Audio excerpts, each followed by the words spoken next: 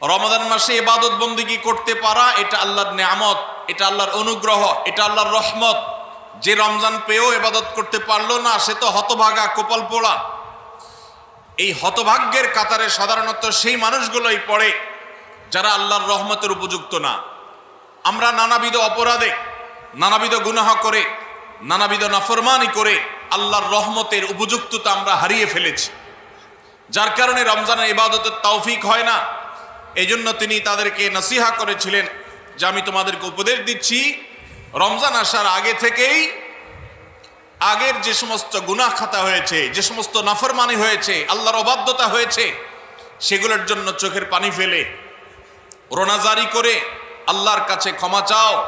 আল্লাহর কাছে ক্ষমা চেয়ে যদি আগের সবগুলোকে ভ্যানিশ করতে পারো তাহলে আল্লাহর কাছে রহমতের উপযুক্ত হবে।